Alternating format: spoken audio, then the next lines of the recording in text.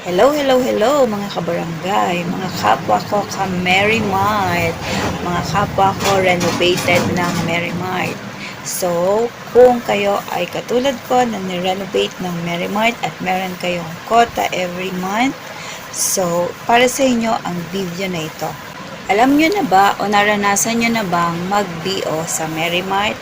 Yung ibabalik natin ang ating in-order dahil hindi ito yung order natin. So, naranasan nyo na ba yun? And, paano ba yun? Kung meron tayong ganong set situation, so, paano tayo mag-BO ng product nila? So, panoorin nyo to hanggang sa huli para makakuha tayo ng idea. So, ayun na nga, naranasan ko ng mag-BO sa Mary Mart. So, sasabihin ko sa inyo kung paano ang aking ginawa para makapag-BO ako. And pwede po ninyo itong gawin kung talagang kailangan or kung talagang tama kayo na i-BO nyo ang isang produkto. So, ganito po yun guys. So, nag-order ako. Syempre sa Mary Mart ay isang box ang orderan, di ba? So, sa add to cart natin, makikita natin doon. Nakita ko doon, meron sinigang mix, sinigang original. So, ang in-order ko, ang gusto kong orderin ay sinigang original, pero 22 grams. Siguro nag-base na lang ako dun sa picture and hindi ko na nakita kung ilang grams yung nakalagay doon. So, nung dumating sa akin ng delivery, syempre pa, mali.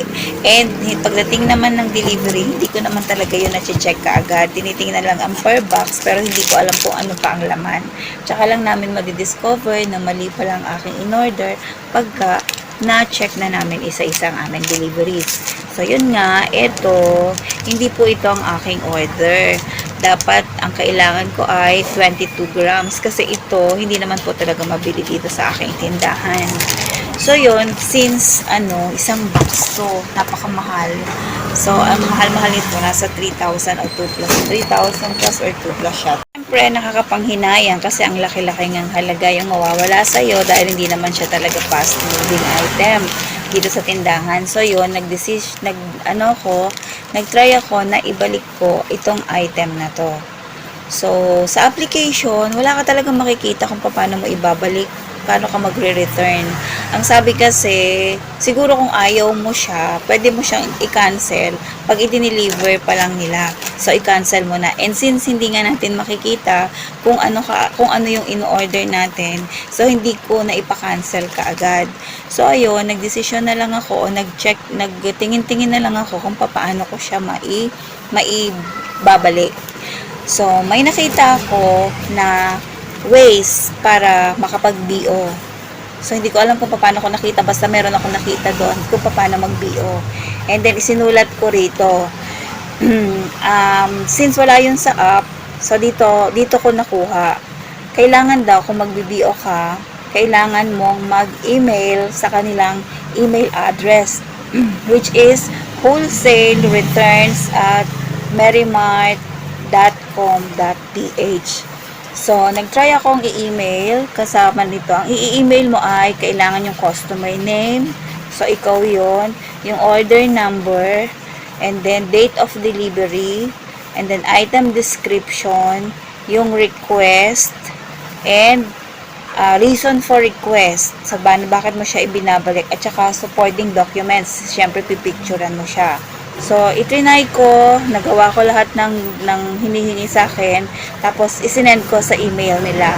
And then, after few hours siguro, kasi isinend umaga. So, few hours lang may nag-reply sa akin sa email ko. And, pinapapicturean sa akin yung barcode, yung code niya, yung code ng box, tsaka yung mismong box. Yan, ito. Yan, pinapicturean niya sa akin. Tapos, sinend ko ulit. So, after ilang palitan ng emails, may tumawag na sa akin.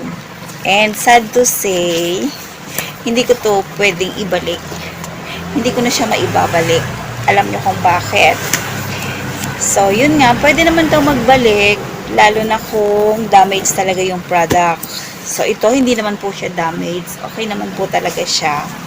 And, ang nagkamali kasi talaga ay ako. So, walang pagkakamali ang Mary Mart. So, ako talaga ang nagkamali nun. So, yun.